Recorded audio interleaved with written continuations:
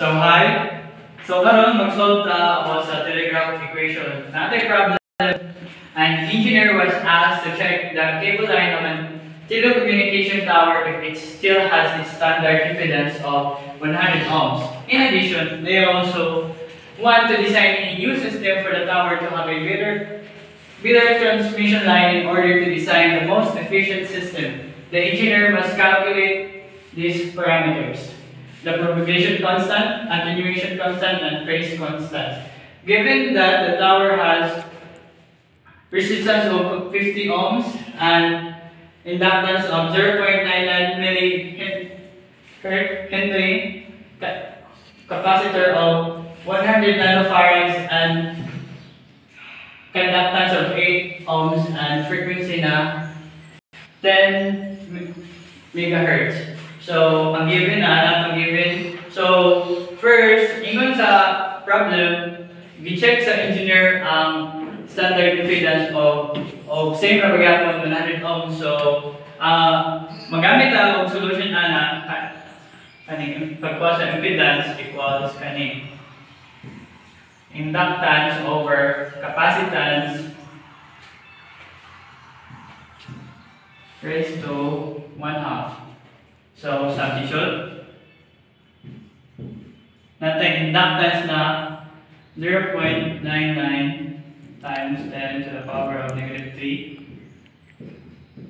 Conductance na of capacitor 100 nano times.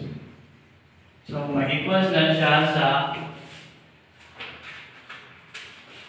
9.9. Oh. So, as you can, makita na to, ang answer is habit na siya sa so, standard na siya sa standard. So, next na to pa on kaning tulo ka parameters of propagation and of phase constant. So, magamit ako kaning na equation.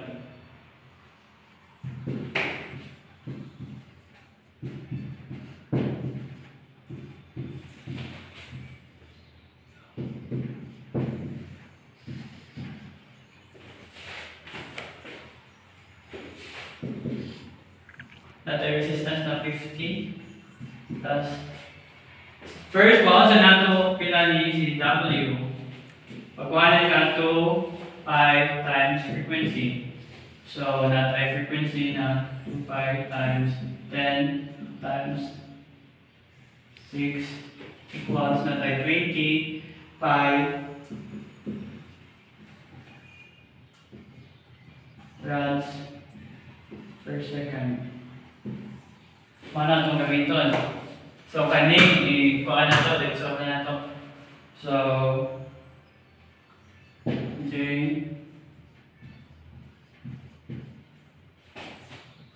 times 8 na conductance 2 pi. So, input natin siya sa calculator. Ang magawasan na is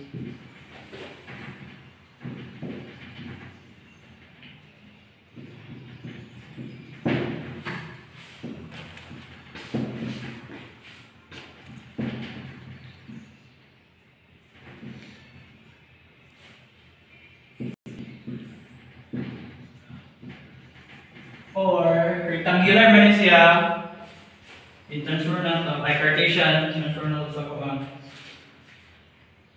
angular.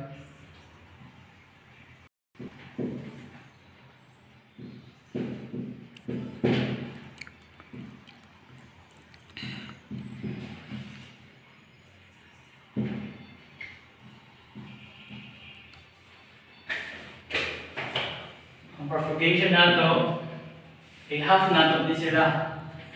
So, naatay 7, 9, 5, 5.46 hanggang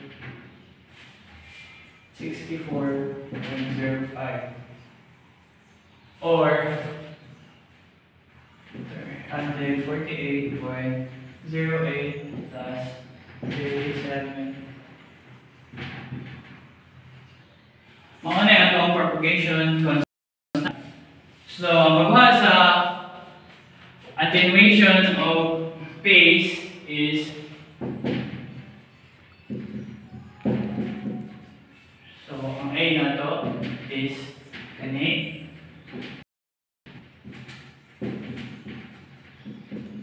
meters per meter.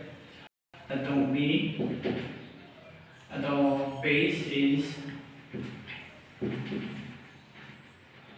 rods per meter.